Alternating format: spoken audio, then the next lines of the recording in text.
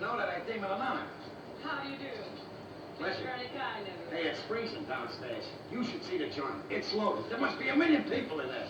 Some guy by the name of Reggie Van Gleason's running a party down there. Everybody in the neighborhood's there.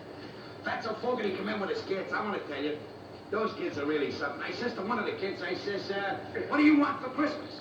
He says, well, I want some electric planes. I says, well, you know how it works, don't you? You hang your stockings up, and then if you've been a good kid, Sandy fills them, and if you haven't, you don't get anything. He says, oh, that's how it works, huh? He says, I'll be lucky if I get my socks back. Oh, hey, you know, there's a guy down there.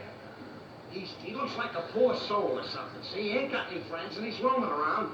And we got a big line in front of the free lunch counter to count everything straight, see? And he's online there, and he's waiting to get something to eat, and right behind him is Fatso Fogarty. Well, he finally gets up to the counter, and there's nothing left but one little sausage, see? So this poor soul picks up the sausage, and instead of eating it, he puts it inside of his coat.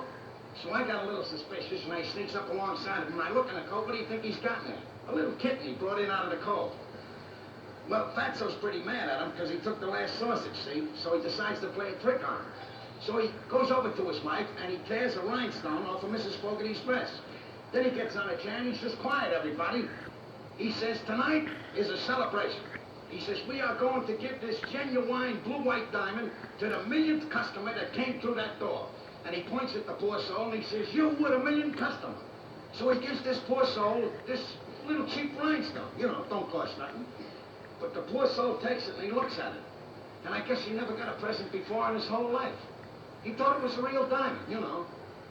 And he looked at it, and he fondled it, and tears started to come out of his eyes. And then he put it in a handkerchief, and he rolled it up and put it into a little pocketbook he carries with him.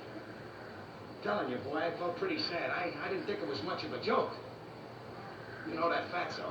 I think that's a terrible thing to do, Joe, to a poor soul like that. Yeah. Listen, when you get back there, you send him up here, and we'll give him a real gift. Hey, that's great, Gals. Okay, I will, huh?